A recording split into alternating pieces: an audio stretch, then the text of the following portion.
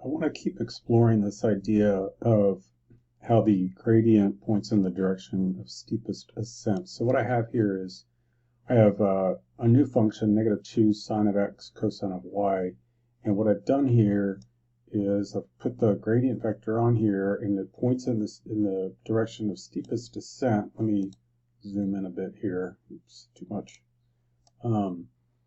And so if you notice this egg crate shaped figure, the top of it in this little area, this little region, is right here, and the gradient points in that direction. And as I go in the y direction, it's still going to point in that general direction. And then if I go in the x direction, it does the same thing. And the maximum of this, if you go further into surface theory, the maximum is at pi over 2 comma pi. So pi over 2 is 1.57 and then pi is 3.14. And so it looks like that is the center of a circle. Let me show you.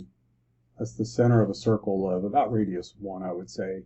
I just kind of approximated it.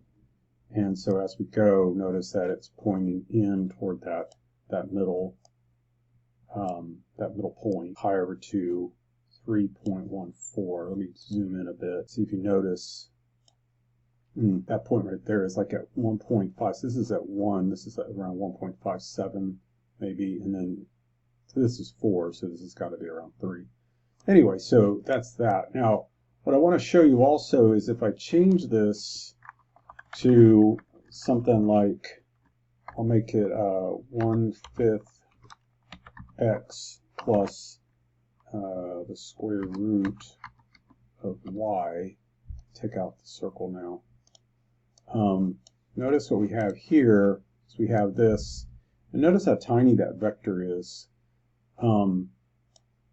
What you can do to really see the vector better, see if I move it in the y direction here, it does get bigger, right? It does get bigger. But so notice that it's pointing in the direction of steepest ascent, and it gets bigger as it goes toward a steeper part of the graph, and then it gets really small.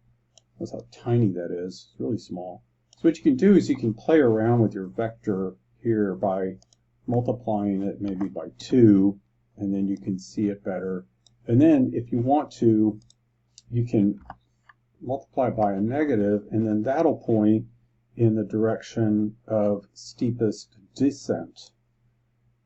So if you do that, see, notice it's pointing in the direction of steepest descent.